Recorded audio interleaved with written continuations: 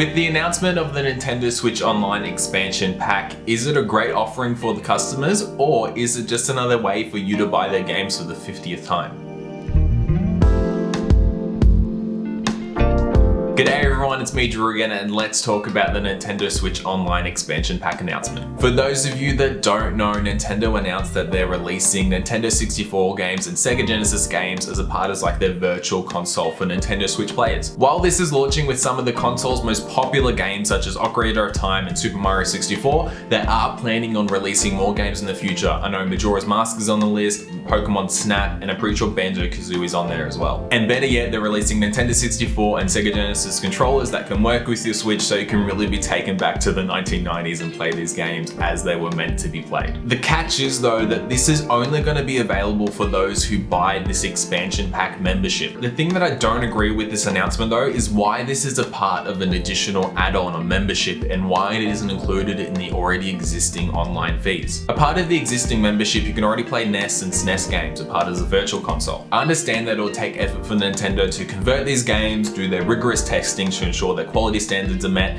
and of course roll it out. But those are all once-off efforts. In terms of recurring things for them, I mean, it's just the server storage and the online factors for them to work. Again, the more games they convert, the more games they get working on the Switch, that of course takes more effort. So why didn't they release this expansion pack as, let's say, a game and all these bundles of games and certain pieces of DLC?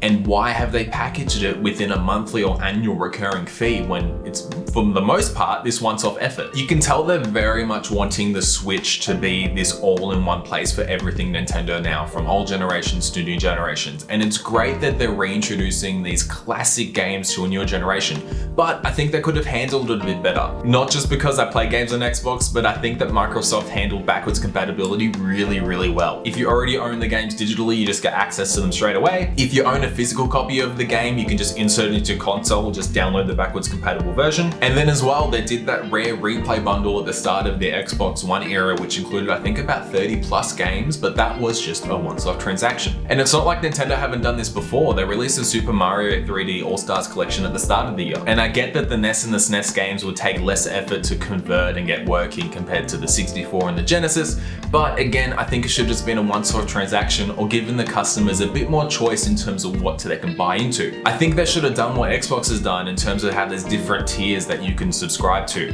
There would be one tier which is just the online only, which just lets you play with your friends online. There would be the second version, which let's say would be your virtual consoles, NES, SNES, N64, Sega Genesis, and for sure they're probably going to do GameCube and more like that in the future. And then there'll be your third package, which would be a discounted price compared to buying 1 and 2, and that would have your online functionality as well as your virtual console, very similar to what Xbox have done with Game Pass Ultimate. Don't get me wrong, I think it's great that Nintendo are doing this in general because these games are the most beloved out of the whole company, especially Ocarina and Super Mario 64. I don't know how many times they've tried to re-release these games, but tying it to a recurring membership, I don't agree with. I think they could have handled it a bit better. But let me know in the comments below what you think of the latest announcement and whether you're going to subscribe to the new membership or not. Thank you very much for watching. It's me, Drew, and I'll see you next time.